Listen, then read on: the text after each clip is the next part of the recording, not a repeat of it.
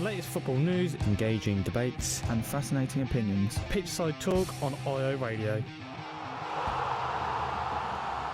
Yes, and welcome to Pitchside Talk here on IO Radio. And we have, well, it's just me today. I'm all alone, so I'm George, your main presenter, and Dan, who is not here, the co-host, he's ill. So I'm taking the mantle, so we're going to have a different format of the show today, but it's still the same because we've got a jam-packed show for you. We've got Ipswich Town today, we've got Premier League returning fully this time, not 6 matches on one week and then 4 the other. We've got a whole 10 matches to cover, and we've got the Champions League as well, which was on last night. 2 of the other remaining English sides taking on their opponents. But before I forget to mention, if you want to follow us on Twitter, it's at Pitchside Talk. Instagram is talk_pitch. And also, if you want to listen back to any of our previous shows, make sure you search us on YouTube at Pitchside Talk, and you can find them all there, especially our interview we did for Radio Suffolk for the BBC Upload. You can find that there as well, and the previous show from last week, and also this one here, which will be up today as well. So we've got a jam-packed show coming up. So we've got Ipswich Town coming up after this. So we'll be talking about Ipswich Town against Oxford and previewing the next match against Blackpool. Stay up to date with the latest footy news. Pitchside Talk on IO Radio. Yes, that's right. If you want to stay up to date with all the latest footy news, Pitchside Talk here on IO Radio. And now we're going to get into, Ipswich Town. They played again on Saturday against Oxford, and they stumped to an all-time low of 9th place as we currently speak. They were 8th after losing 1-0 to Oxford, but they've now dropped to 9th. Looking, now the promotion and playoffs sort of push is now looking ever unlikely as we go further on to the season. But as Dan is not here, I asked him about the match because he went to the match. So I asked him about ITFC slumped to an all-time low after the defeat to Oxford. Thoughts on the performance and what the hell happened, because it was a crazy sort of game, really. Ipswich play well in the first half, and then Oxford scored, and then it just all seems all over and done with there. And I asked him, and he said, "I thought the first half was we were decent, we passed around well and created the chances, but once we were left to rue our chances. Second half we were really poor. It did not look like we were scoring. Lambert brought off Josh Earl to go to a back four and made it worse.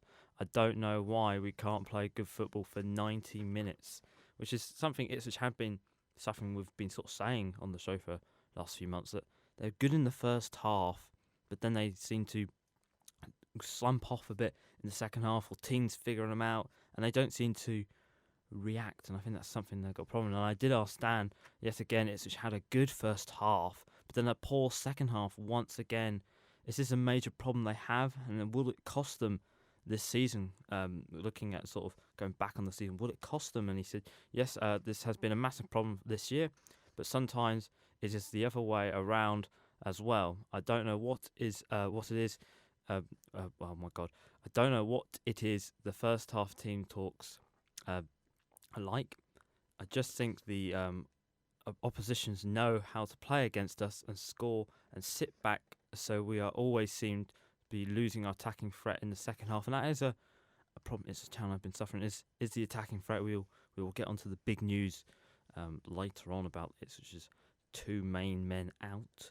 But I did ask Dan, because Paul Lambert has been criticised for his substitutions once again, and especially on Saturday when Freddie Sears was brought on with 4 minutes left to go in the 90th minute. I think there was only 2 changes, 2 substitutions. Yeah, so Ipswich only made 2 substitutions out of the whole match, trying to chase the game, and they didn't use all their subs, but they brought on Freddie Sears in the 91st minute, and he only had 4 minutes to make an impact. And I said to Dan, surely he needs more time to come on and make an impact? And he said, yes, exactly.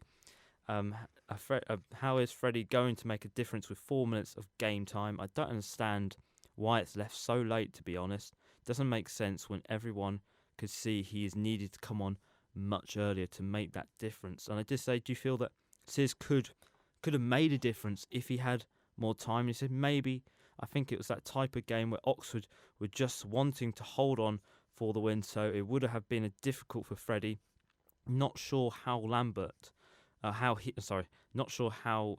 he would have made a massive impact, unfortunately. It's just annoying that Lambert waits until the 90th minute, and that has been a problem for Ipswich this season. We saw it with Rotherham, prime example, when they came to Portman Road. Georgiou came on the 80th minute and changed the whole game, and then was like, why is he not coming on earlier? Why can't we make these changes earlier, figure teams out much quicker?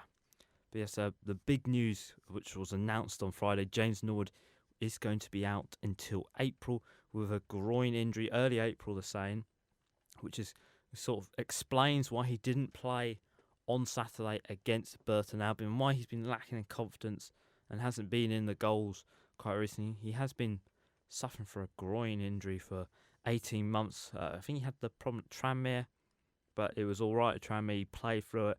He got it again at Ipswich. Ipswich decided to have an operation on it once before back in October, and now it's reoccurred again. But I think it's more serious because he's now got to be out until early April. But also, big news on Saturday was that Kane Jackson was sent off. Straight red card for stamping. It wasn't seen by many people, but as you see it, they show on a highlights reel. It's sort of a stamp. We're not too sure, but Ipswich Town have decided to not appeal, because if they appeal and they fail, it will become 4 games. So they're accepting the 3 games he'll be out, which is going to be Blackpool, Fleetwood, and I want to say the other team is Coventry. Coventry at home, so he's missing 3 games. But then now this is a problem for Ipswich, because they only have 2 strikers remaining in Will Keane and Freddie Sears. And if we look at them this season, Will Keane's only scored 3 goals in 21 appearances, where Sears has only made 8 appearances and scored 0, compared to Jackson's 31 appearances and 11 goals, and James Norwood's 28 and 11 goals. So there's a lot of goals going outside of Ipswich's sort of side at the moment. But I did ask Dan, firstly, was it a red card for Kane Jackson? And could having these 2 out end sort of Ipswich's chances this season? Because if we have a look, they've scored... Actually, I'll get onto that later, but he said, I think it is a red card. I didn't exactly see what happened at first, but it was a stamp. He thinks that the Oxford player did overreact a little bit, but I'm not going to say the red was undeserved. If it was a stamp, it definitely would have been tough without those 2 goal scorers. I'm not confident in the Sears and Will Keane partnership, and this is the thing. Lambert has said that Freddie Sears is a winger, so we don't know if Lambert's going to rock with a 2 up top, or he's going to have Will Keane up top by himself, which he has played up by himself before. He did score against Coventry, if I remember correctly, but Ipswich have struggled a bit when playing 1 striker up top. And I did say to him that Ipswich have scored 45 goals this season, and 22 of them have come from Jackson and Norwood. Without these 2 being in the side, could the playoffs / promotion be over? It's a tough question here. And he said, it looks more and more likely. I know it's only a 3-point gap, which, well, actually, no, it's not a 3-point gap now. I think if I just get the updated table, because there were some games last night. Let's have a look. Yeah, no, sorry, it is still a 3-point gap, but it's just still 9th. He said, but the way we are playing at the moment suggests that we ain't good enough for the playoffs. I think the top two is now too far, but I guess we need to go for it and just see what happens. Which, we don't know what could happen. But I did ask Dan, because there was some suggestions when the Norwood sort of news came out, that why did Ipswich not invest in January? We've seen this before, back in 2014-15, when they were going for the playoffs, actually, and they didn't invest in the window as heavily as much as other teams, and they suffered for it a little bit. They finished 6th in the end. But I did ask Dan, could this come back to bite them? Perfectly honest. And he said, it seems like, once again, basically a carbon copy, but back then. But the gap to the other teams was bigger, and we managed to scrape back into the playoffs. But this time it's not looking good. We need to invest in January. I wonder what Evans and O'Neill are thinking about it now. And I did say to him, why do they not invest? Why do they not do it? Because other teams around them were investing.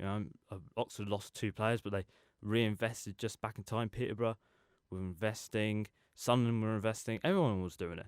So why did Ipswich not do it? And he said, well, we've seen this before. It's not quite sure, but why Marcus Evans prefers to use his money to pay off the debts that are in the club, which isn't a bad thing, obviously.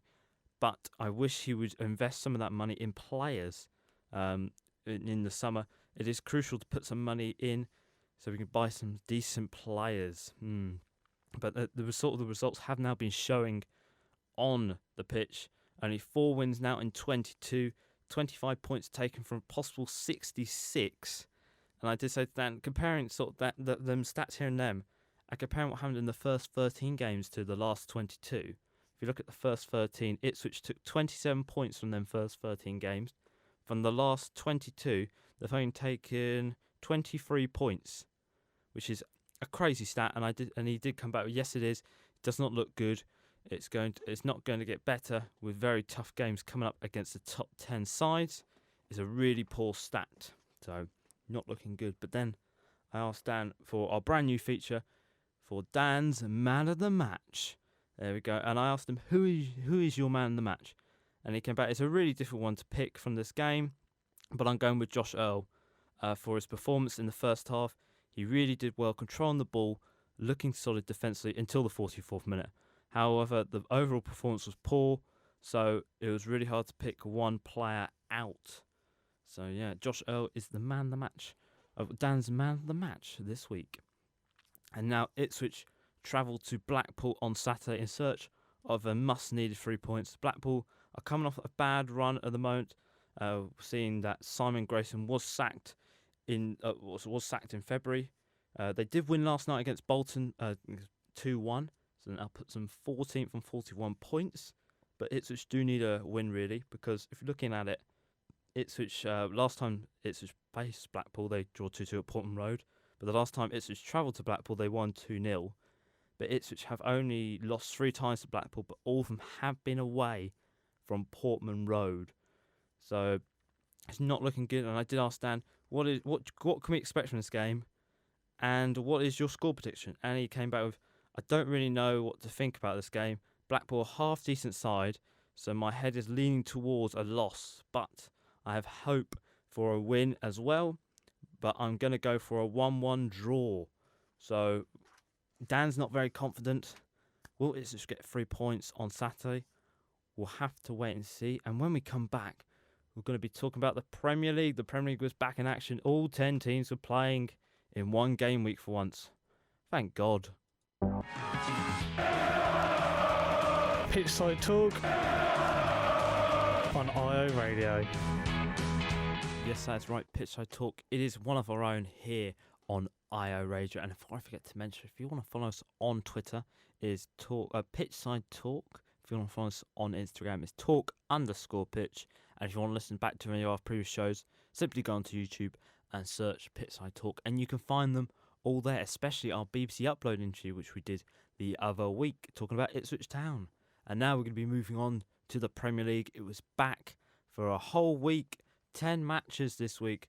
Thank God, not 4, 6 and all this over a winter break, which really wasn't a winter break, but we'll just get over the surface of that. And returned with a fiery start as Chelsea stuck a significant blow into Tottenham's top 4 chances as Chelsea increased their grip on the top 4 places after winning against Tottenham 2-0. This is the first time. Where have I got that? I've got this little cheeky little stat here. Frank Lampard's Chelsea team is the first to defeat Jose Mourinho, managed to defeat Jose Mourinho home and away this season. And well, it's been sort of an up and down few weeks for Frank Lampard. He's been struggling a lot to build on results from Chelsea. I think this is his first win since, let me get it up, because I know they've been on a poor run of recent, and when I can find the results, they haven't been doing too well. Here we go. Let's have a look.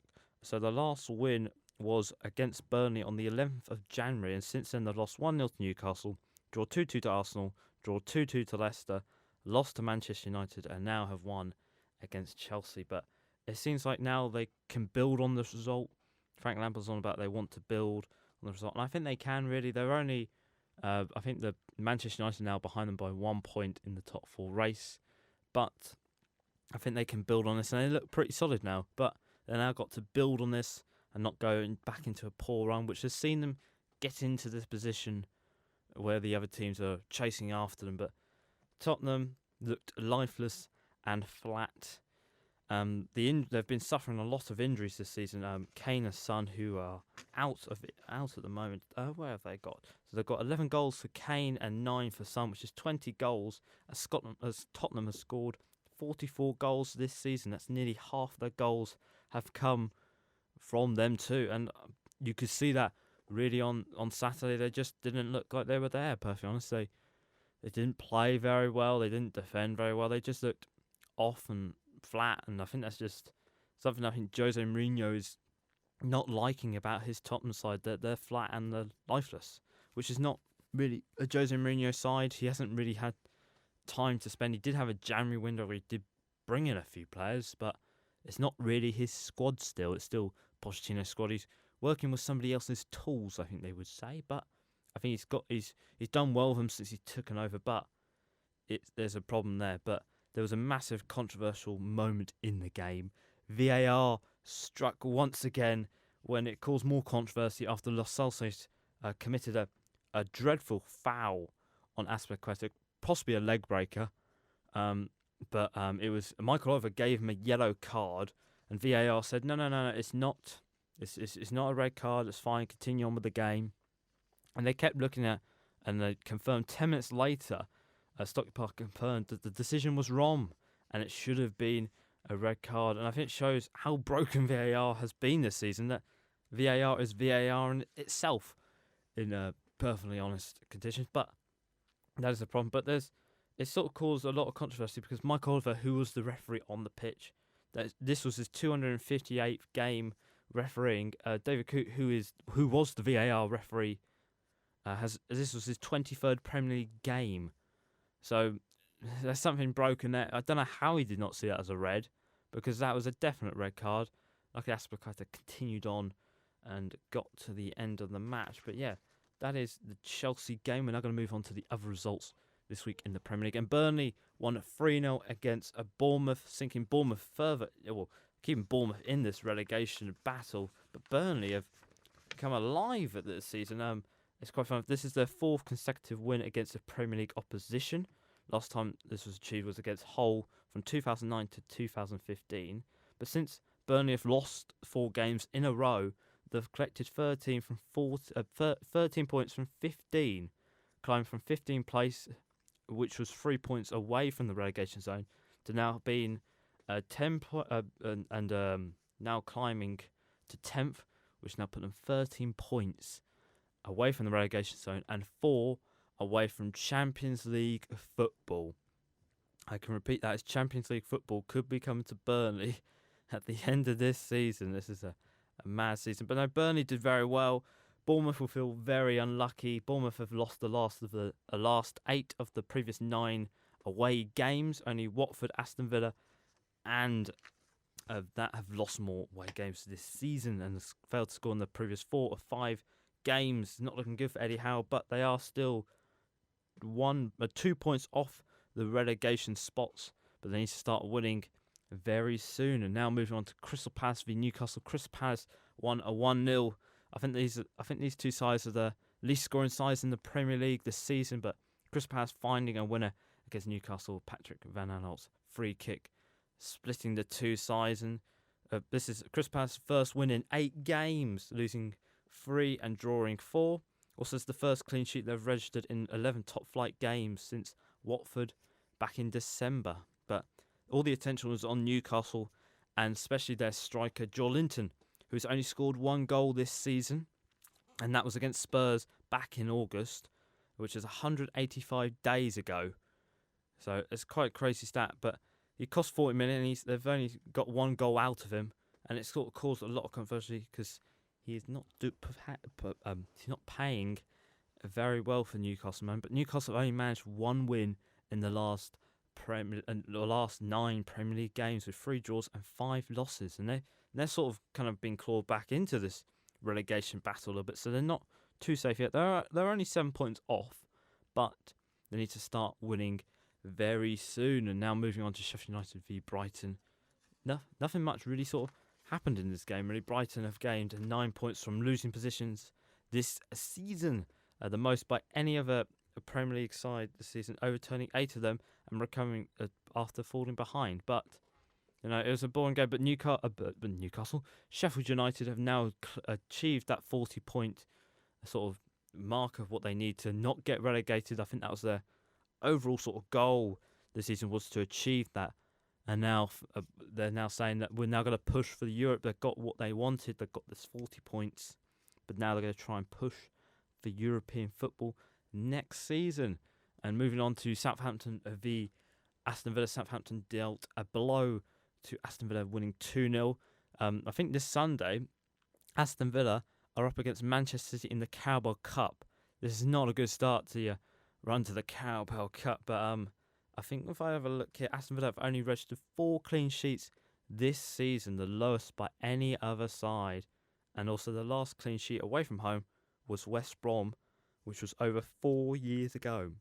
It's crazy what's going to happen, but Southampton looked very good.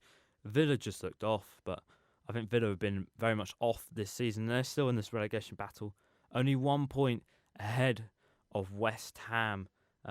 Also, Southampton got their first win at home, since Spurs came out on New Year's Day. Also, the last win was Crystal Palace on the 21st of January. So they need the wins. Also, I think they've now got 4 home wins this season, which is absolutely mad. Moving on to the last game on Saturday, Man City took a 1-0 victory over Leicester after, VAR controversy, and Man City can't score penalties. This is quite crazy. Man City kept the first kept consistent clean sheets this season. First time they've done that. And also they've missed the last 4 of their 7 penalties. And 4 of them have been from different penalty takers in Aguero, Gundogan, Jesus and Raheem Sterling. Not looking very good, but should have Leicester had a penalty in the first half when I think a free kick came in and it hit Kevin De Bruyne's hand. It wasn't given. VAR looked at it, they didn't give it. But then Leicester had the same controversy when it hit somebody's arm on a corner and they gave it for a penalty. So there's still problems there with VAR, but Schmeichel did save it. But Leicester have sort of struggled the last few matches. They lost the last 3 of their 5 home games this season. So it's not looking good for Leicester, but they are still solid. They are still third on 50 points, only 6 points ahead of Chelsea, 7 behind Manchester City. So they're sort of in no man's land, but they need to start winning. If not, the chasing pack will come after them. And moving on to Sunday's games, we saw Manchester United beat Watford 3-0 in a very sort of convincing performance by Manchester United. The first time that's ever been said this season, a convincing performance by Manchester United. Wow. Manchester United have won 7 of the Premier League games against Watford at Old Trafford, scoring 17 and only conceding 2. Watford are in a bit of a concerning place at the moment. They've lost the last 4 of their 5 games, which is not doing well compared to 1 defeat and 8 when Nigel Pearson took over. So Watford very much out of this honeymoon period now.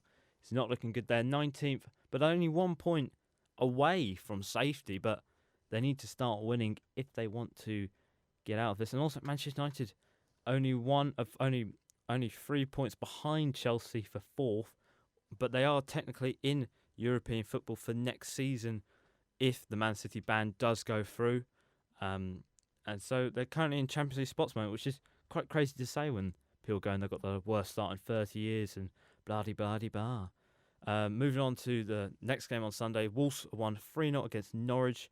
Wolves are now unbeaten in 10 games when Diego Jota has scored. That's an interesting stat. But Norwich have only won 18 points this season, which is fewer than some other teams in West Brom 04-05, Portsmouth 05-06, and Leicester 14-15. I wonder what happened to Leicester the next season, but it's not looking good for Norwich. It looks like they're going back down to the Championship. And the last game on Sunday, Arsenal won 3-2 against Everton. A very, very good game, I have to say, by these two sides. These two sides met, I think, back in December, and it was the most boring game in the world, finishing 0-0. But Arsenal registered consecutive wins for the first time this season, since their opening 2 games of the season against Newcastle and Burnley. And also Aubameyang has scored 39 goals since the start of last season, more than Aguero, Salah, Vardy, Mane, Sterling and Kane. So looking very good. And the last game that happened on this game week was Liverpool came back to beat West Ham 3-2 on a very rare night at Anfield where Liverpool were actually trailing at 1.2-1. They came back and won. Liverpool now won 21. Liverpool now won the last 21 home Premier League games, equaling a top flight record, and also setting a record, and also beating their own record, which was set by Bill Shankly back in January to December 1972. So that's very good. And also West Ham in very, very big trouble themselves. David Moyes remains winless at Anfield in 16 attempts. And their last victory away from home was against Southampton on the 14th of December. So not looking very good for West Ham. Looking not very good. They're only 1 point away from safety, but they just don't know where to find this win. David Moyes hasn't won since taking the charge back on New Year's Day, which was 4-0 against Bournemouth. So I think the bottom three looks pretty set. And also Liverpool are only 4 wins away now from securing their first ever Premier League trophy. Oh my God, it's quite crazy. But when we come back, we're going to be talking about the Champions League. We had Chelsea playing Bayern Munich last night, and we'll be talking about the big game tonight, which is Real Madrid versus Man City. The best place in Ipswich to hear the latest football debates, Pitchside Talk on IO Radio.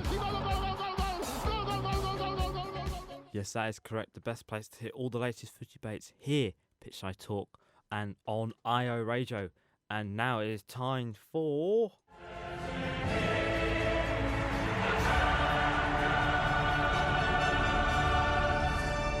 Yes, that's right. The Champions League was back on last night for the second week of the knockout phases. And Chelsea played first after their win against Tottenham. And they went into this game against Bayern Munich full of confidence and everything. And they were absolutely outclassed. And it looks like their campaign in the Champions League might be over after losing 3-0 to Bayern Munich. 2 Serge Gnabry goals and 1 from Robert Lewandowski. Can Chelsea put it back in the second leg? I think it looks very unlikely. This is the heaviest defeat in Europe and also the heaviest defeat at Stamford Bridge in any competition since January 2018 when they lost 3-0 to Bournemouth.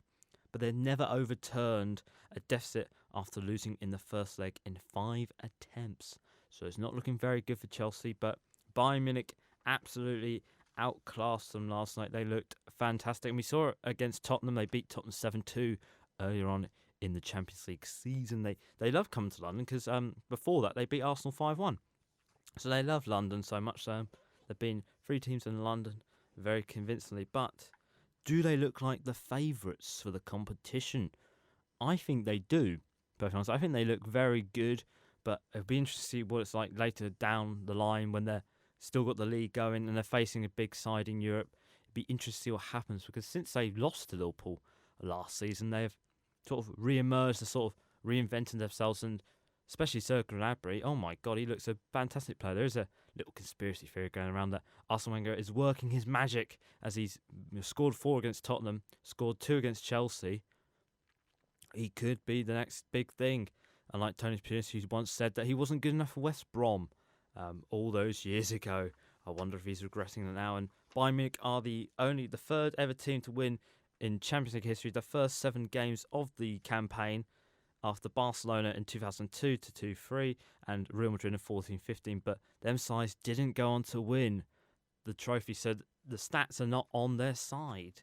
So yeah, and then the other game that happened last night, Barcelona grabbed an important away goal against Napoli from coming back from 1-0 to draw 1-1 from Griezmann, who scored in the 57th minute, and Dries Mertens, who scored in the 30th minute. But that's quite an important goal to get in Napoli. Napoli is a very hostile stadium to go. We've seen it with Liverpool; they've been there and lost, and many teams struggle at Napoli. But we could see what happens. I think this is Barcelona's.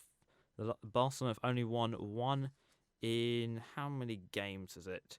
In the previous 9 away games in the knockout stages, the only victory was against Manchester United last season. So that's very interesting there. And now moving on to tonight's games, we see Manchester City take on Real Madrid. This is Man City's first game back in the Champions League after receiving their European ban, which I can confirm now. Man City have launched an appeal to try and reduce this ban from 2 seasons to 1. or we'll see what happens because it could go up to 3 if the appeal fails. But Manchester City are playing Real Madrid tonight, and what could we expect from tonight's game? I reckon we're going to expect some goals. I think Man City have confirmed that Raheem Sterling is fit to play. Yet he is fit to play. But Man City have never beaten Real Madrid in the Champions League before in 4 attempts. So it's not looking good on Man City's side. Pep Guardiola's got a good record against Man City, against Real Madrid. 17 times he's played them. 9 wins, 4 draws and 4 losses. So it's looking pretty good for them. But Real Madrid, it'd be a tough match. Real Madrid want to go further in the Champions League, unlike last year where they were knocked out to Ajax. And they have won 3 of the 5 previous Champions Leagues. So they are looking pretty good, and they want to sort of show that they are a dominant force in Europe, even if they're not doing too well in the league. But they've got their own injury problems with Eden Hazard is out for tonight's game. So we could be expecting quite a good game tonight. But I don't know if Man City will win or not. In my personal thoughts, I think it'll be a 1-1, but we'll see what happens. And the other game tonight, Lyon are taking on Juventus. It'll probably be it's sort of quite an easy game for Juventus. Juventus will probably get through this quite easily, I think, in my personal opinion. And that is your Champions League run up here on Pitchside Talk. And so enjoy the games tonight. Pitchside Talk, footy debate from the Premier League Outback. Yes, and welcome back to Pitchside Talk here on iRadio, and we've got a little bit of time actually for footy roundup this week. So as I mentioned in the last link, Manchester City have registered an appeal against their European ban. This has been received by the Court of Sport, have received an appeal from Manchester City trying to rescind their 2-year ban on Europe to a season ban. So they won't be able to compete in Champions League next season, but will the season after that. Because the Manchester City have been saying it's simply not true, these allegations of financial fair play and breaking the rules. But so we'll see what happens, because I think if they fail, it goes up to 3 seasons, but if they win, it will only be 1 season. Well, we are at the end of the show now. I'm at the end of the show, actually. Only me today. Dan's not here. He's been ill, but he's provided us some content through his little Ipswich Town interviews. But we'll see you next week. We've got quite a busy week, actually, next week. We've got 2 Ipswich Town games. I repeat, 2 Ipswich Town games. We've got one on Saturday away to Blackpool, and on Tuesday there's one against Fleetwood at home. So you will see us, actually. Pitchside Talk will be appearing, hopefully, on the Kings Anglia game day. So you'll see us talk about the games, talking about our pre-match thoughts and the thoughts after the game. So we're doing that. And then we've got Premier League, and we've got probably the Carabao Cup final to cover, which, it's Man City versus Aston Villa. I'll leave you to guess who might win that game. But I've been George for Pitchside Talk. Before I forget to mention, if you want to follow us on Twitter, it's at Pitchside Talk. If you want to follow us on Instagram, it's talk_pitch. If you want to listen to any of our previous shows, like this one, which will be up today or this evening, simply search Pitchside Talk, and you'll find us on YouTube. And I've been George, and I'll see you later. The whistle has been blown for full time. Tune in next week for another jam-packed show.